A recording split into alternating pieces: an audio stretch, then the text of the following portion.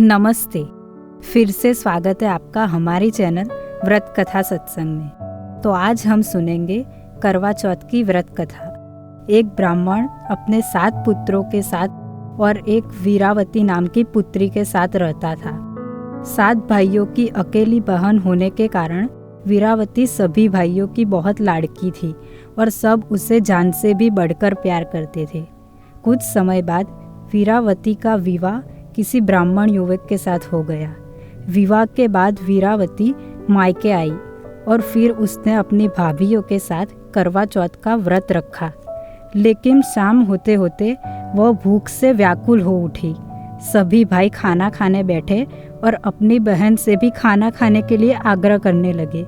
लेकिन बहन ने बताया, आज मेरा करवा चौथ का निर्जल व्रत है और मैं खाना सिर्फ चंद्रमा को देखकर और उनकी पूजा करके ही खा सकती हूँ।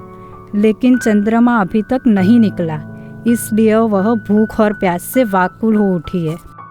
वीरावती की यह हालत उसके भाइयों से देखी नहीं गई और फिर एक भाई ने पीपल के पेड़ पर एक दीपक जलाकर चलनी की ओट में रख दिया और दूर से देखने पर वह एकदम चांद जैसा ही दिख रहा था।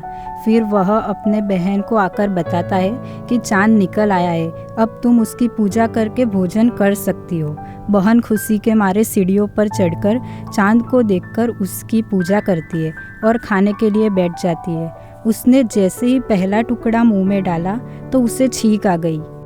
दूसरा टुकड़ा मुंह में डाला तो उसमें से बाल निकल आया। इसके बाद जैसे ही उसने तीसरा टुकड़ा मुंह में डाला कि तुरंत उसके पति की मृत्यु के समाचार उसे मिले।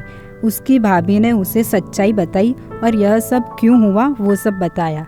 करवा चौथ का व्रत गलत तरीके से टूटने के कारण देवता उससे नाराज हो गए।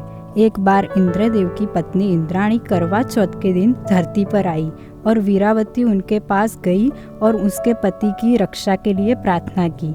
देवी इंद्राणी ने वीरावती को पूरी श्रद्धा और विधि विधान से करवा चौथ का व्रत करने के लिए कहा।